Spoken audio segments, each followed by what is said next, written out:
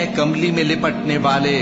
رات کو قیام کیا کرو مگر تھوڑی سی رات، یعنی نصف رات یا اس سے کچھ کم قیام کرو یا کچھ زیادہ،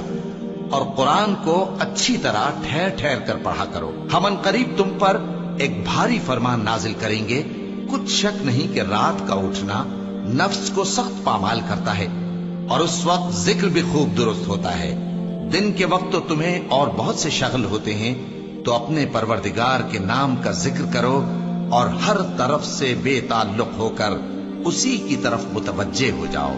وہی مشرق اور مغرب کا مالک ہے، اس کے سوا کوئی معبود نہیں، تو اسی کو اپنا کارساز بناؤ۔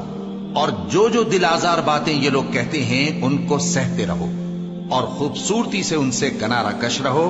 اور مجھے ان جھٹلانے والوں سے جو دولت مند ہیں سمجھ لینے دو، اور ان کو تھوڑی سی مہلت دے دو۔ کچھ شک نہیں کہ ہمارے پاس بیڑیاں ہیں اور بڑی زبردست آگ ہے، اور گلے میں اٹکنے والا کھانا ہے، اور درد دینے والا عذاب ہے۔ جس دن زمین اور پہاڑ کانپنے لگیں اور پہاڑ ایسے بھربھرے ہو جائیں گے جیسے ریت کے ٹیلے، اے اہل مکہ، جس طرح ہم نے فرعون کے پاس موسیٰ کو پیغمبر بنا کر بھیجا تھا، اسی طرح تمہارے پاس بھی محمد صلی اللہ علیہ وآلہ وسلم ایک رسول بھیجے ہیں جو تمہارے مقابلے میں گواہ ہوں گے۔ سو فرعون نے ہمارے پیغمبر کا کہا نہ مانا تو ہم نے اس کو بڑے دردناک انداز سے پکڑ لیا۔ اگر تم بھی ان پیغمبر کو نہ مانو گے تو اس دن سے کس طرح بچو گے جو بچوں کو بوڑھا کر دے گا، جس سے آسمان پھٹ جائے گا۔ یہ اس کا وعدہ پورا ہو کر رہے گا۔ یہ قرآن تو نصیحت ہے، سو جو چاہے اپنے پروردگار تک پہنچنے کا راستہ اختیار کر لے۔ تمہارا پروردگار خوب جانتا ہے کہ تم اور تمہارے ساتھ کے لوگ کبھی 2/3 رات کے قریب اور کبھی آدھی رات اور کبھی تہائی رات قیام کیا کرتے ہو، اور اللہ رات اور دن کا اندازہ رکھتا ہے۔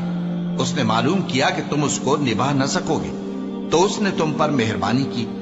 پس جتنا آسانی سے ہو سکے اتنا قرآن پڑھ لیا کرو۔